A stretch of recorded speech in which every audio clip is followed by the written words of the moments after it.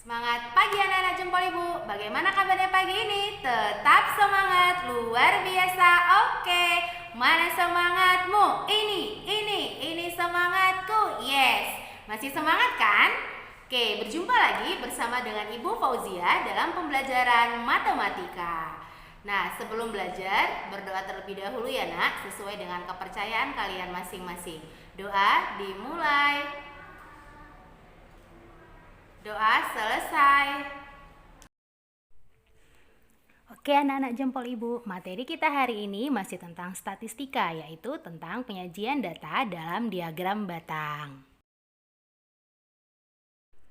Adapun tujuan pembelajaran hari ini adalah diharapkan setelah menyaksikan video pembelajaran ini, kalian akan dapat menyajikan data ke dalam diagram batang. Nah, minggu lalu kalian sudah belajar cara menyajikan data dengan tabel. Nah, sekarang dengan diagram batang. Anak-anak ibu ada yang tahu nggak ya apa itu diagram batang? Ya, benar. Diagram batang itu adalah diagram yang menyajikan data dalam bentuk persegi panjang tegak ataupun persegi panjang mendatar yang sama besar dan terpisah. Nah, pelajaran ini sudah pernah kalian pelajari sebenarnya di kelas 3 ya nak. Sudah tahu ya bentuk diagram? Nah, bentuk diagram batang itu ada dua. Yang pertama ada namanya diagram batang vertikal atau tegak. Seperti ini contoh diagramnya. Nah, yang kedua ada namanya diagram batang horizontal ataupun diagram batang yang mendatar. Jadi diagramnya kita buat secara mendatar seperti ini dia contohnya ya nak. Nah jadi nanti kalian akan menyajikan data melalui diagram mau batang tegak ataupun mendatar, terserah kalian ya nak, yang mana yang menurut kalian lebih gampang. Oke, untuk lebih jelasnya perhatikan contoh berikut ya nak. Coba kalian amati dan perhatikan bacaan berikut ini. Guru matematika di kelas Edo membagikan hasil ujian matematika dan mendata nilai hasil ujian matematika siswa kelas 4A.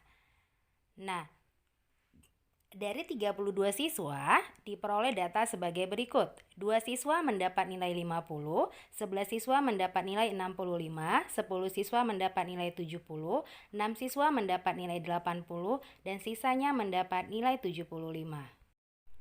Jadi, guru di kelas si Edo ini ingin melihat perbandingan nilai yang diperoleh oleh siswanya dengan lebih mudah.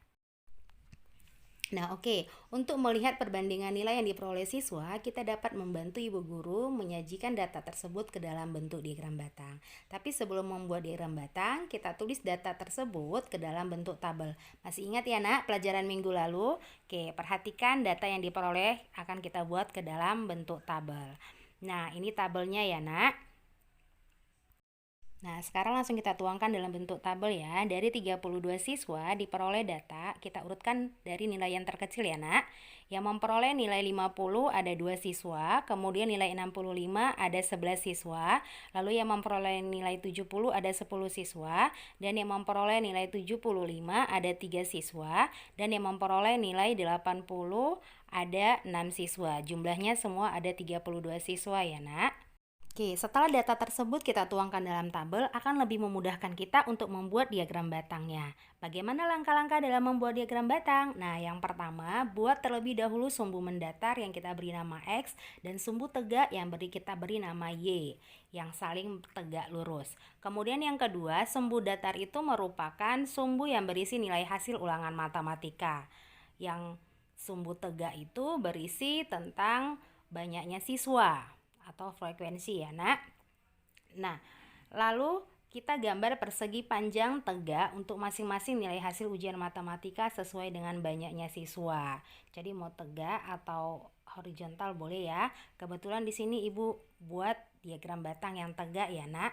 Nah, dari tabel tersebut diperoleh skor hasil ujian matematika dari yang terkecil yaitu 50, kemudian 65, 70, 75, dan 80. Nah, untuk di banyaknya siswa, tadi kan frekuensi yang paling banyak itu siswa yang paling banyak 11. Kita buat aja di situ 12 ya, nak.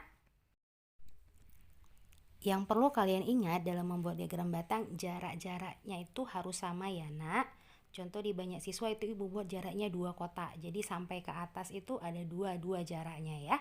Nah, sekarang kita pertemukan yang mendapat nilai 50 ada 2 siswa. Jadi kita gambar diagram batangnya sampai ke angka 2. Kemudian yang mendapat nilai 65 adalah 11 siswa. 11 itu ada di antara angka 12 dan di angka 10 di tengah-tengahnya ya.